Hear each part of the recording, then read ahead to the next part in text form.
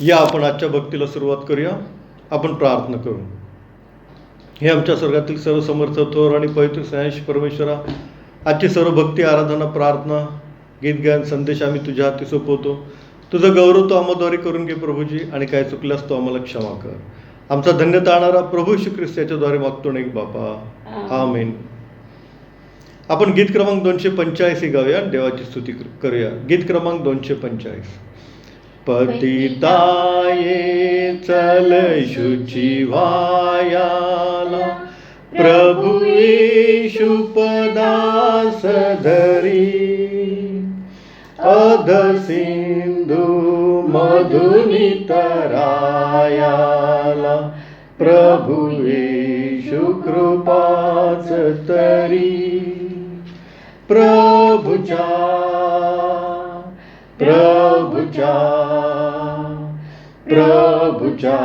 धरवंद्य पदा, जगदुद्धारक गुरु राजांच्या, नदुजा पथ मुक्ती पदा. मनुजांच्या हरि अवघ्यातापा, प्रणती करुणा करीतो. प्रभु पाशी चलत्या जुनी पापा, शरणागत तारक तो. प्रभुच्या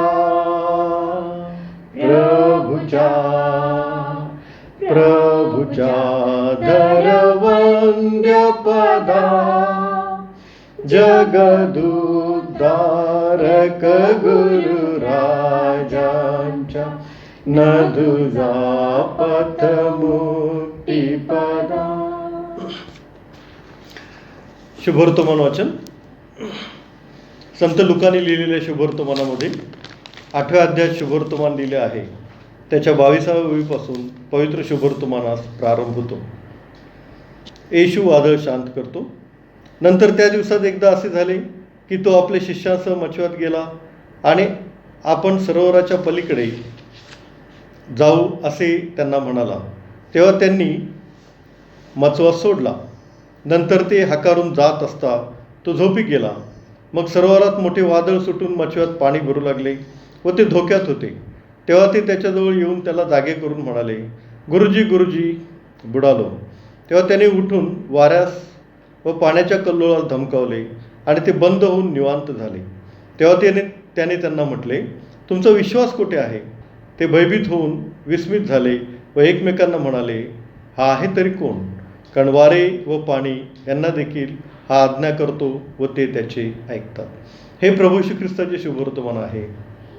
हे ख्रिस्ता तुझी स्तुती असो. आपण प्रार्थना करूया. सर्वसमर्थ थोर आणि पवित्र स्नेहाश परमेश्वरा, देव बाप्पा, तुझ्या वचनाची भाकर मोडत असताना तो आम्हाबरोबर राहा. तुझा गौरव तो आम्हाद्वारे करून घेईन. काय चुकल्यास प्रभूजी तो आम्हाला क्षमा कर. तुझ्या गूढ व गहन गोष्टी तो आम्हाला सांग. आमचा धन्यता आणणारा प्रभू श्री ख्रिस्त याच्याद्वारे मागतो नाही बापा, आमेन. आजच्या संदेशाचा विषय जो आपण घेतलेला आहे तो आहे नोहाच आर्क, नोहाचा तारू. तर शुभवर्तमानामध्ये आत्ता आपण वाचले की प्रभू श्री ख्रिस्त वादळ शांत करतो. आणि असं वादळ आपल्या जीवनामध्ये कधी कधी येतं आणि ते प्रभू श्री ख्रिस्त शांत करण्यास समर्थ आहे असा आपण विश्वास ठेवला पाहिजे. आणि तो अशी वादळ शांत करतो आपल्या जीवनामध्ये आले.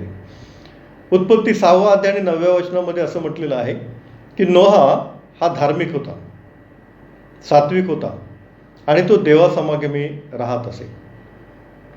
आणि परमेश्वर म्हणतो की सर्व पृथ्वी भ्रष्ट झालेली आहे आणि या सर्व पृथ्वीवर परमेश्वर म्हणतो उत्पत्ती 7वा अध्याय 1ल्या वचनामध्ये की या पिढीत तूच मजची धर्माने वागणारा मला दिसला आहेस.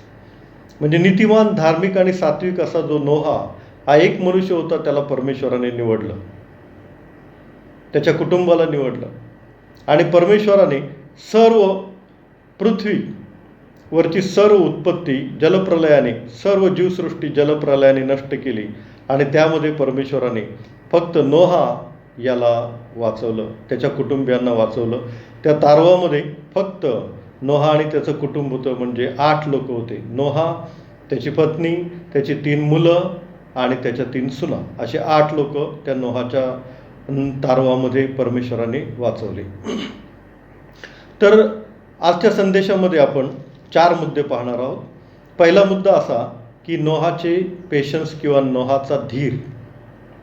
पहिली गोष्ट म्हणजे अशी की नोहा 120 वर्ष तारू बनवत होता, नाही का. उत्पत्ती 6वा अध्याय 3ऱ्या वचनामध्ये लिहिलेलं आहे की मी त्यांना 120 वर्षाचा काळ देतो. परमेश्वराने 120 वर्षाचा काळ दिला लोकांना वचन ऐकण्यासाठी, की नोहा तारू बनवत आहे, काहीतरी जलप्रलय येणार आहे आणि नाश होणार आहे, असं नोहा ते तारू बनवत असताना लोकांना सांगत असेल. तर ते लोक त्याची चेष्टा करत असतील की वाळवंटात एवढा पाऊस कसा काय येईल आणि कुठला परमेश्वर आणेल. परंतु परमेश्वराने तसं केलं. 120 वर्ष नोहाने तारू बांधल्यानंतर परमेश्वराची आज्ञा झाली आणि नोहा, त्याचं कुटुंब आणि सर्व जीवसृष्टीतले एक नर मादी अशी जोडी त्या नोहाच्या तारवामध्ये गेली. नोहा जेव्हा तारवामध्ये गेला तेव्हा उत्पत्ती 8वा अध्याय 13व्या वचनामध्ये असं म्हटलेले आहे की नोहा 601 वर्षाचा होता. परंतु उत्पत्ती 7वा अध्याय आणि 8व्या वचनामध्ये असं म्हटलेलं आहे की नोहा 600 वर्षाचा होता तेव्हा तो तारवात गेला. मोठा जलप्रलय झाला आणि जलप्रलय झाल्यानंतर नोहा जेव्हा तारूमधून बाहेर आला तेव्हा तो 601 वर्षाचा होता. नोहा तारवात गेला तेव्हा तो 600 वर्षाचा होता आणि नोहा तारवातून बाहेर आला तेव्हा तो 601 वर्षाचा होता. म्हणजे तारवामध्ये नोहा हा 1 वर्ष पूर्ण होता. 40 दिवस आणि 40 रात्र 40 दिवस आणि 40 रात्र पाऊस पडला आणि त्यानंतर पाणी ओसरायला पुष्कळ दिवस लागले, म्हणजे जवळजवळ 1 वर्ष लागलं. आणि ह्या 1 वर्षभर नोहा या तारूमध्येच होता. तर नोहाने काय केलं पहा. प्रथम त्याची वरची खिडकी उघडली आणि त्यातून पहिलं एक कबूतर बाहेर सोडलं. ते फिरून फिरून नोहाकडे परत आलं. त्यावरून नोहाने जाणलं की अजून पाणी पृथ्वीवरचं ओसरलेलं नाही. उत्पत्ती 8वा अध्याय 8व्या वचनामध्ये दिलेलं आहे. नंतर पुन्हा 1 आठवड्याने तिने दुसरं कबूतर सोडलं. ते पण फिरून फिरून पुन्हा नोहाकडे आलं, परंतु त्याच्या चोचीमध्ये जैतुनाच्या झाडाचं एक पान होतं. तेव्हा नोहाने ओळखलं की पाणी ओसरत आहे. 1 आठवड्याने पुन्हा 3रं कबूतर नोहाने सोडलं. उत्पत्ती 8:12. ते मात्र परत आलं नाही. यावरून नोहाने ओळखलं की आता पाणी ओसरलेलं आहे. तर नोहा अतिशय हुशार आणि बुद्धिमान पण होता आणि सुज्ञ होता. तर या 1 वर्षाच्या काळामध्ये त्यांनी घाई केली नाही बाहेर येण्याची, तारवाच्या बाहेर येण्याची. जर तो तारवाच्या बाहेर आला असता तर मग मात्र त्याच्या तारूची अवस्था टायटॅनिक सारखी झाली असती. परंतु नोहाने धीर धरला आणि नोहाने 3 वेळा कबूतर बाहेर सोडलं. आणि जेव्हा त्याला समजलं की पाणी पूर्ण ओसरलेलं आहे तेव्हाच नोहा देवाच्या इच्छेने तारूच्या बाहेर आला. आपलंही असंच आहे. आपण सध्या लॉकडाऊनमध्ये आहोत आणि लॉकडाऊन उठत आहे. जेव्हा पूर्ण लॉकडाऊन उठेल तेव्हा मॉल, सिनेमागृह, नाट्यगृह, शाळा, बीचेस, इकडं सर्व ठिकाणी गर्दीच गर्दी होईल. पण असं करणं चुकीचं ठरेल. कारण लॉकडाऊन जरी पूर्णपणे उठला किंवा सरकारने उठवला तरी कोरोना व्हायरस हा पूर्णपणे नष्ट झाला असा त्याचा अर्थ होत नाही. म्हणून लॉकडाऊन उठवल्याबरोबर आपण सर्व ठिकाणी गर्दी करणं, प्रवासात गर्दी करणं, शाळांमध्ये कॉलेजमध्ये गर्दी करणं, मॉलमध्ये गर्दी करणं हे आपल्यासाठी अतिशय घातक असं ठरेल. तर आपण नोहासारखं सुज्ञ आणि धीराचं असं असलं पाहिजे. चर्चला सुद्धा येताना लगेच गर्दी करणं हे पण आपल्यासाठी घातक ठरेल. लांबून येणारे पालक किंवा कमिटी मेंबर्स असतील तर ते जर एखाद्या रविवारी या काही थोड्या दिवसांमध्ये लॉकडाऊन उठल्यानंतर आले नाहीत लांबून येणारे पाळक किंवा कमिटी मेंबर्स, तर असं समजायचं की ते नोहासारखी सुज्ञ आहेत. कारण लॉकडाऊन उठवला तरी कोरोना व्हायरस संपत नाही आणि म्हणून आपण आणखी काही थोडे दिवस स्वतःची काळजी घेऊ. नोहाने जसं 3 वेळा कबूतर सोडलं तशी काळजी घेऊ. आणि जेव्हा आपण काळजी घेऊ तेव्हा आपण नोहासारखे सुज्ञ असे ठरू. 1 वर्ष नोहा तारवामध्ये होता आणि 1 वर्ष त्याने धीर दाखवला. तसा लॉकडाऊन उठल्यानंतर काही थोडे दिवस आपण सर्व गोष्टींमध्ये धीर दाखवणं गरजेचं आहे, पेशन्स दाखवणं गरजेचं आहे. नोहाकडून शिकण्यासारखं आहे ते, अन्यथा आपला जीव धोक्यात आपण घालणार आहोत. दुसरा मुद्दा असा की उत्पत्ती 6 अध्याय 15व्या वचनामध्ये असं म्हटलेलं आहे की नोहाचा तारू 300 हात लांब, 50 हात रुंद आणि 30 हात उंच असा परमेश्वराने तो करण्यास सांगितला. तर 300 हात लांब याचा अर्थ काय ते आपण पाहूया. शास्ते 7व्या अध्यायामध्ये असं म्हटलेलं आहे की मिद्यानी, अमालेकी आणि पूर्वेकडील लोकांविरुद्ध लढण्यासाठी परमेश्वराने गिदोनाला निवडलं. आणि गिदोनाला जेव्हा परमेश्वराने निवडलं तेव्हा परमेश्वराने त्याला विचारलं की तुझ्याकडे किती सैन्य आहे. गिदोन म्हणला 32,000. परमेश्वर म्हणाले हे फारच जास्त आहे. मग गिदोनाने सैन्याला विचारले की जे कोणी घाबरतात ते आपापल्या घरी परत जा. युद्धाला जे घाबरतात ते आपापल्या घरी परत जा. आणि मग 22,000 गेले, राहिले 10,000. परमेश्वर म्हणाला हे पण फार आहे. मग गिदोनाने नदीचं पाणी प्यायला त्या सैन्याला सांगितलं. त्यामध्ये वाकून पाणी पिले ते वेगळे आणि कुत्र्यासारखं चाटून पाणी पिले ते वेगळे. तर कुत्र्यासारखं चाटून पाणी पिले ते होते 300 लोक. आणि परमेश्वर म्हणाला की ह्या 300 लोकांना निवड. आणि गिदोनाने त्या 300 लोकांना घेऊन असंख्य अशा लाखो मिद्यानी, अमालेकी आणि पूर्वेकडील त्या सर्व सैन्यांचा संहार केला. म्हणजे असा की गिदोनाने ते 300 लोक घेऊन जेव्हा चढाई केली तेव्हा त्या लोकांमध्ये फार अफरातफरी झाली आणि त्यांनी एकमेकावर तलवारी चालवल्या आणि लाखो लोक आपापसात भिडून मरण पावले. आणि परमेश्वराने गिदोनाला केवळ 300 लोक घेऊन विजय मिळवून दिला. म्हणजे 300 हे कशाचं प्रतीक आहे तर 300 हे निवडलेल्याचं प्रतीक आहे. बोलावलेले पुष्कळ आहेत परंतु निवडलेले थोडके आहेत. आपण निवडलेल्यांमध्ये असलं पाहिजे. परमेश्वराने दाविदाला निवडलं. याचं कारण परमेश्वर एकदा म्हणाला, दावीद एकदा काय म्हणाला की मी मात्र गंधसरूच्या महालात राहत आहे परंतु परमेश्वराचा कोश मात्र करातीखाली आहे. तेव्हा परमेश्वर दाविदाला म्हणाला की तू जे योजलेस मनात ती चांगली गोष्ट आहे. मी तुला पृथ्वीवर थोर राजा करेन. आणि खरोखर पृथ्वीवर दाविदाला परमेश्वराने थोर राजा बनवलं, त्याला निवडलं. इस्रायलचा थोर राजा परमेश्वराने दाविदाला केलं. देवाची स्तुती असो. परमेश्वराप्रित्यर्थ आपण काहीतरी केलं पाहिजे तर परमेश्वर आपल्याला निवडतो. आपली निवड झाली पाहिजे यासाठी आपण परमेश्वराप्रित्यर्थ काही करतो का? त्याच्या सेवेसाठी, त्याच्या स्तुतीसाठी, त्याच्या आराधनेसाठी, त्याच्या वचनाच्या महिम्यासाठी, त्याच्या नावाच्या गौरवासाठी काही करतो का ते आपण पाहिलं पाहिजे. जर आपण करतो तर परमेश्वर आपल्याला निश्चितच निवडतो. आपण निवडलेल्यांमध्ये असलं पाहिजे. 300 म्हणजे निवडलेला असा तो अंक दर्शवतो. नंतर आपण पाहतो की 50 हात रुंद त्या तारूची रुंदी होती. 50 हा पेंटिकॉस्टचा दिवस आपल्याला दर्शवतो. 50व्या दिवशी पवित्र आत्मा 120 जणांवर यरुशलेममध्ये माडीवरच्या खोलीमध्ये आला. प्रेषितांची कृत्य 2ऱ्या अध्यायामध्ये आपण बघतो की सोसाट्याचा वारा सुटला आणि त्यांच्यावर अग्नीच्या जिभा एकेकावर एक अशा उतरल्या आणि ते पवित्र आत्म्याने परिपूर्ण झाले. देवाची स्तुती असो. 50 हा पेंटिकॉस्टचा दिवस, पवित्र आत्म्याच्या अभिषेकाचा दिवस असा त्याचा अर्थ आहे किंवा असं ते समजलं जातं. देवाची स्तुती असो. आपण पवित्र आत्म्याच्या अभिषेकाने पूर्ण असलं पाहिजे. त्यासाठी आपलं जीवन हे प्रार्थनामय असलं पाहिजे.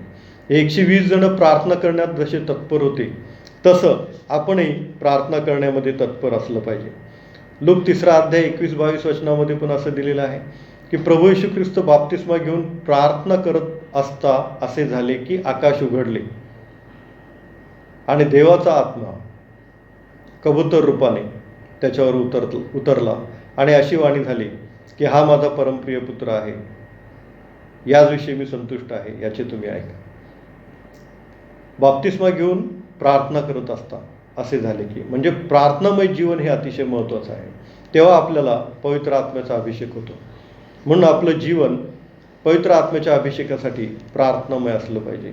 आणि म्हणून संत पौल म्हणतात, निरंतर प्रार्थना करा, देवाची स्तुती असो. 50 हे पेंटिकॉस्ट म्हटलेल्या 50व्या दिवसाचं प्रतीक आहे आणि त्या दिवशी पवित्र आत्मा उतरला होता. तसं आपण पवित्र आत्म्याने परिपूर्ण असलं पाहिजे, निवडलेलं असलं पाहिजे आणि पवित्र आत्म्याने परिपूर्ण असलं पाहिजे. तिसरी गोष्ट म्हणजे त्याची उंची 30 हात होती. तारूची उंची 30 हात होती. 30 हे कशाचं प्रतीक आहे तर 30 हे सेवेसाठी उभं राहण्याचं प्रतीक आहे, सेवा. यहुद्यांमध्ये अजूनही अशी पद्धत आहे की 30 वर्षाचं झाल्याशिवाय रब्बी किंवा गुरुजी होता येत नाही. प्रभू येशू ख्रिस्त 30 वर्षाचा झाला तेव्हा त्याने बाप्तिस्मा घेतला आणि तो पवित्र शास्त्र शिकवत फिरू लागला, संदेश देऊ लागला, लोकांना वचन समजावून सांगू लागला, लोकांचे रोग बरे करू लागला आणि गोरगरीब उपाशी लोकांना तो जेवण दिलं. त्याने पुष्कळ कष्टी दुःखी लोकांना त्याने बरं केलं, धीर दिला, विश्रांती दिली. तर हे सर्व जे आहे ते सेवेचं कार्य आहे. ते सेवेचं कार्य 30 हा आकडा दर्शवतो. म्हणून आपण प्रभू येशूच्या सेवेत असलं पाहिजे, त्याच्या वचनाची सेवा केली पाहिजे, त्याच्या वचनाचं चिंतन मनन केलं पाहिजे, त्याचं गौरव केलं पाहिजे, त्याचं वचन आपण शिकवलं पाहिजे, त्याच्या वचनाचा आपण अभ्यास केला पाहिजे, आपण प्रार्थनेमध्ये असलं पाहिजे आणि आपल्यामध्ये देवाच्या कृपेने असं सामर्थ्य असलं पाहिजे की आपण जेव्हा प्रार्थना करू तेव्हा रोग बरे होतील आणि देवाचं गौरव होईल. हे सगळं सेवेचं प्रतीक आहे. आपण मंदिरासाठी, देवाच्या सेवकांसाठी, गोरगरीब अनाथ विधवा पोरकी यांची सेवेसाठी आपलं जीवन असलं पाहिजे. तसंच देवाच्या वचनाच्या सेवेसाठी, देवाच्या गौरवासाठी आपलं जीवन असलं पाहिजे. 30 हा आकडा सेवा हे दर्शवतो. आजच्या या संदेशामध्ये आपण 4 मुद्दे पाहिले. त्यातला पहिला मुद्दा असा होता की नोहा हा निवडलेला होता. 300 लोक जसे निवडले तसा नोहा हा निवडलेला होता. 50 हात रुंद, 50 पवित्र आत्म्याचा अभिषेक. आपल्यावर पवित्र आत्म्याचा अभिषेक असायला पाहिजे. 30 हात उंच, 30 हे सेवेचं प्रतीक आहे. आपला जीवन हे प्रभू येशूच्या सेवेसाठी असलं पाहिजे. तसंच नोहा जसा सुज्ञ होता, हुशार होता, धार्मिक होता, तसं आपण सुज्ञ, हुशार आणि धार्मिक असलं पाहिजे. धीर त्याच्याकडे होता तसा धीर आपल्याकडे असला पाहिजे. लॉकडाऊन उठला तरी आपण सर्व ठिकाणी गडबड गर्दी करू नये, तरी आणखी थोडे दिवस धीर धरावा. जसा नोहाने 1 वर्ष तारवामध्ये धीर धरला आणि जेव्हा देवाची इच्छा झाली तेव्हा तो बाहेर आला, तसं आपण सर्व ठिकाणी मॉल्स, सिनेप्लेक्स किंवा बाकीच्या गर्दीच्या ठिकाणं, इवन चर्चेसमध्ये सुद्धा आपण लॉकडाऊन उठल्यानंतर कोरोना व्हायरसचा इफेक्ट कमी होईपर्यंत अतिशय गर्दी करू नये. म्हणजे नोहासारखा आपण धीर धरावा. आपण प्रार्थना करू. हे आमच्या स्वर्गातील सर्वसमर्थ थोर आणि पैल परमेश्वरा, आम्ही निवडलेलो असावं, आमच्यावर पवित्र आत्म्याचा अभिषेक असावा आणि आम्ही तुझ्या सेवेसाठी आमचं जीवन समर्पित करावं, असा आत्मा तो आम्हामध्ये घाल. नोहासारखा धीर तो आम्हाला दे. आमचा धन्य तारणारा प्रभू श्री ख्रिस्ताच्याद्वारे मागतो नाही बापा, आमेन. आपण आपलं अर्पणे देवाला आदराने सद्भावाने सादर करूया. यावेळेला गीत क्रमांक 506 हे आपण म्हणू. गीत क्रमांक 506. तन मन धन प्रभु तव चरणी, तन मन धन प्रभु तव चरणी, सकल तुझे तुझी दिलेसी, सकल तुझे तुझी दिलेसी, अघटित तव करणी, तन मन धन प्रभु तव चरणी. आपण प्रार्थना करू. सर्वसमर्थ देवप्पा, या दानावर तू आशीर्वाद पाठव. ज्यांनी दिलेला आहे, ज्यांना देता आलेलं नाही, त्या सर्वांना तू आशीर्वाद दे. आणि देवबाप्पा, याचा उपयोग तुझ्या देवराज्याच्या वाढीसाठी, तुझ्या गौरवासाठी होते. आमचा धन्य तारणारा प्रभू श्री ख्रिस्ताच्याद्वारे मागतो नाही बापा, आमेन. प्रभूची प्रार्थना म्हणूया. हे आमच्या स्वर्गातील बापा, तुझे नाम पवित्र मानले जावं, तुझे राज्य जसे स्वर्गात तसे पृथ्वीवर, तुझ्या इच्छेप्रमाणे हो. आमची रोजची भाकर आज आम्हाला दे, आणि जसे आम्ही आमचे ऋण सोडून सोडले आहे, तशीच तू आमचे ऋण आम्हाला सोड, आणि आम्हास परीक्षेत आणू नकोस, तर आम्हास वाटापर्यंत सोडू. कारण की राज्य, सामर्थ्य आणि गौरव ही सर्व काळ तुझीच आहे, आमेन. आपण आशीर्वाद घेऊया. आणि आता मेंढरांचा मान मिळवा जो परमेश्वर याची दया, आमचा तारणारा प्रभू श्री ख्रिस्ताची कृपा आणि पवित्र आत्म्याची सहभागिता तुम्हा सर्वांबरोबर आणि माझ्याबरोबर आता आणि सदा सर्व काळ असो, आमेन. सुवंद्य देवा परात्पर, स्तवा हो त्याला खाली वर, तो बाप पुत्र आत्मा त्रैक्याला त्या अनंत मान, आमेन. प्रभूची शांती तुम्हा सर्वांबरोबर असो, आमेन.